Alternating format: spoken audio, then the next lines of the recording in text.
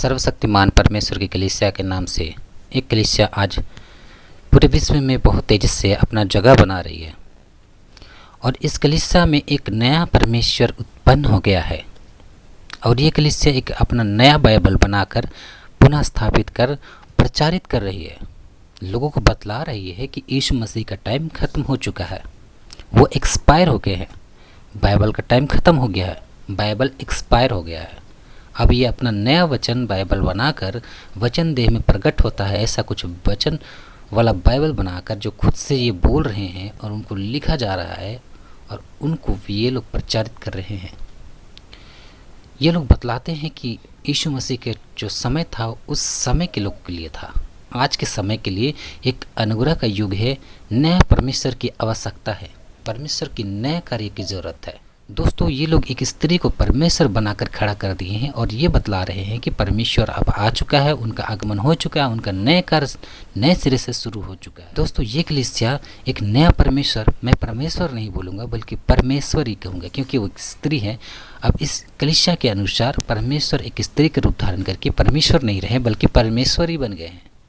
अगर कोई पुरुष होता तो चलो उसे परमेश्वर बोल के आप उसे प्रचारित कर सकते थे, लेकिन जो कि एक स्त्री है तो इसे परमेश्वर नहीं बल्कि परमेश्वर ही कहा जाना चाहिए। क्योंकि मैं ऐसा इसलिए बोल रहा हूँ क्योंकि आस्था और मान्यता के अनुसार जो नर ईश्वर के रूप में जाने जाते हैं उनको परमेश्वर कहा जाता है और जो नारी ईश्वर के रूप में जाने जाते हैं उसे परमेश्वर ही कहा जाता है। अगर इस कलीसिया को यह पता होता तो परमेश्वर को परमेश्वर ही नहीं बनाते। अब मैं आपके सामने कुछ बाइबल के वचन रखूंगा जिससे कि ये सर्वशक्तिमान परमेश्वर की कलीसिया है, जिसमें एक स्त्री है परमेश्वरी, वो पूरी तरह से एक्सपोज हो जाएगी। तो मैं आपको कुछ वचन सुनाता हूँ। पहला तिमुथियुस 4:1 में लिखा है, परंतु आत्मा स्पष्टता से कहता है कि आने वाले समय में कितने लोग भरमाने वाली आत्माओं और दुष्टात्माओं की शिक्षाओं पर मन लगाकर विश्वास से भाग जाएंगे।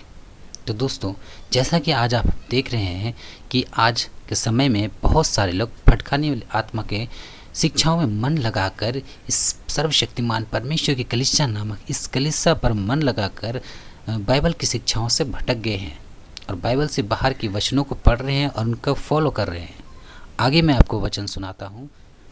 पहला यूहन्ना 3:7 में लिखा है, हे बालकू, किसी के भरमाने में ना आना, जो धर्म के काम करता है वही उसकी नाई धर्मी है। तो दोस्तों, आज हम दूसरे के बहकावे में आकर सर्वशक्तिमान परमेश्वर की कलीसिया है ये मानकर और परमेश्वर का जो वचन है बाइबल है, ये बाइबल जो परमेश्वर का वचन है इसका हम तिरस्कार कर रहे हैं कि ये वचन उस युग के लिए था, लेकिन वास्तविक में ऐसा नहीं है। ये वचन हर युग के लिए है। मत्ती 24:35 में लिखा है कि यीशु मसीह ने बोला है कि आकाश और पृथ्वी टल जाएंगी, लेकिन जो बात यीशु मसीह ने कहा है वो कभी नहीं टलेंगी। यीशु मसीह ने कहा है 24:4 और 5 में, यीशु ने उनको उत्तर दिया, सावधान रहो, कोई तुम्हें ना भरमाने पाए, क्योंकि बहुत से ऐसे होंगे जो मेरे नाम से आकर कहेंगे कि मैं मसीह हूँ। और आज वही हो रहा है। लोग तरह तरह के लोग आकर कह रहे हैं कि मैं मसीह हूँ, मैं मसीह हूँ, वो मसीह है, ये मसीह है, लेकिन वास्तव में वो सब झूठ है, एक पाखंड है। यीशु मसीह ने जब कहा है कि मेरे बाद कोई मसीह नहीं आने का, तो हमें यकीन करना चाहिए, यीशु मसीह की बात को मानना चाहिए। उसी मत्ती 24:23 और 24 में यीशु मसीह ने यह कहा है कि उस समय यदि कोई तुमसे कहे कि देखो मसीह यहाँ है वहाँ है, प्रतिदिन ना करना। आप क्या कर रहे हैं आज? जब यीशु मसीह ने कहा कि उस समय यदि तुमसे कोई कहे कि यीशु मसीह यहाँ पर है, उद्धार करता, जन्म ले लिया है, दोबारा आ गया है, तो उसके विश्वास मत करना उस पर। और आज आप क्या कर रहे हैं? आगे के 24 में लिखा है, क्योंकि झूठे मसीह, स्पष्ट लिखा है, यीशु मसीह ने कहा है कि आकाश और पृथ्वी टल जाएंगे, लेकिन जो बात मैंने कही है वो कभी नहीं टलेगा। आगे यहाँ पर लिखा है 24 में, क्योंकि झूठे मसीह, समझ सकते हैं आप, यीशु मसीह अगर आना होता तो यहाँ पर ये वचन कभी वो नहीं कहते, क्योंकि झूठे मसीह और झूठे व्यवस्था उठ खड़े होंगे और बड़े बड़े अचंभे काम दिखाएंगे, चिन्ह भी दिखाएंगे और हो सके तो चुने हुए को भी भरमा देंगे। जब यीशु मसीह ने कहा आकाश और पृथ्वी टल जाएंगे परंतु जो बात मैं बोल रहा हूँ वो कभी नहीं टलेगा। कहाँ लिखा है? मत्ती 24:35 में लिखा है। यीशु मसीह ने स्पष्ट कहा मत्ती 24:35 में कि आकाश और पृथ्वी टल जाएंगे, लेकिन जो बात मैं आपको बताऊंगा, तुम्हें बताऊंगा, वो कभी नहीं टलेगा। यीशु मसीह ने कहा कि झूठे मसीह आएंगे तो आएंगे। आप क्या कर रहे हो? आप उद्धारकर्ता करके किसी और को ग्रहण कर रहे हो, किसी और को परमेश्वर मान रहे हो? क्या कर रहे हो आप? क्यों कर रहे हो आप ऐसा? मत्ती 24:13 में लिखा है, परंतु जो अंत तक धीरज धरेगा उसी का उद्धार होगा। क्या आप मसीह में धीरज धर के हैं? थोड़ा सा संकट को देखकर आप ये परमेश्वर वो परमेश्वर ढूंढते फिर रहे हैं? क्या आप मसीह में धीरज हैं आपके ऊपर? आप मसीह परमेश्वर अलग अलग खोज रहे हैं। वहाँ परमेश्वर है, यहाँ परमेश्वर, वो परमेश्वर है। कोई आपको बता रहा है कि उद्धारकर्ता आ चुका है, उसका दूसरा आगमन हो चुका है, स्त्री के रूप में आ चुका है, जबकि स्त्री के रूप में आने का बाइबल में कहीं पर भी कोई जिक्र नहीं है।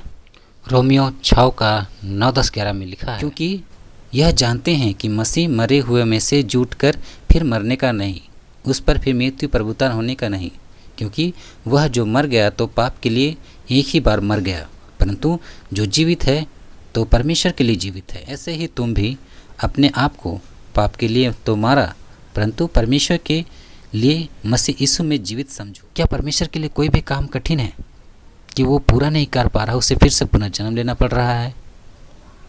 इस कलीसिया के अनुसार बाइबल अब पुराना हो चुका है, उस जमाने के लिए था, 2000 साल वालों के लिए, आज के लिए नहीं है। यीशु मसीह ने हमारे लिए अपना रक्त बहाया, हमारे पापों की छुड़ौती के लिए अपने आप को कुर्बान किया। अगर आज हम यीशु मसीह को नहीं मानेंगे तो वचन कहता है कि हमारे ही पाप के कारण अनंत काल की दंड हम पर होगी। यीशु मसीह ने अपने बारे में कहा कि जो विश्वास करे और बपतिस्मा ले उसी का उद्धार होगा, परंतु जो विश्वास नहीं करेगा यीशु मसीह पर, वह दोषी ठहराया जाएगा। आज आप यीशु मसीह पर विश्वास ना करके उनके वचनों को साइड करके एक परमेश्वर बनाकर, परमेश्वरी बनाकर आप उसे मान रहे हो और यीशु मसीह पर विश्वास नहीं कर रहे हो कि उसने अपना पूरा कार्य किया। मैंने जो भी आपको सारे वचन बताए, इन सारे वचनों से ये कलीसिया पूरी तरह से एक्सपोज होती है।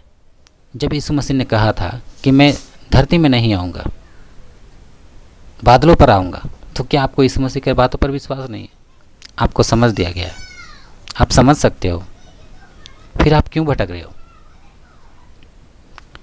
आपको बाइबल पढ़ने की आवश्यकता है ताकि आप परमेश्वर के वचन को सही रीति से समझें। बाकी आपकी इच्छा है, स्वतंत्रता है। आप यीशु मसीह ने कहा यूहन्ना 8:32 में, और तुम सत्य को जानोगे और सत्य ही तुम्हें स्वतंत्र करेगा। यीशु मसीह ने यह भी कहा है कि मार्ग, सत्य और जीवन मैं हूं, बिना मेरे द्वारा कोई स्वर्ग में जा ही नहीं सकता। क्यों आप किसी को ढूंढ रहे हो?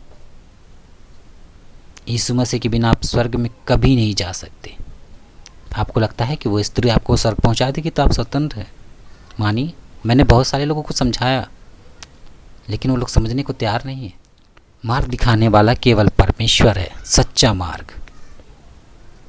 धन्यवाद।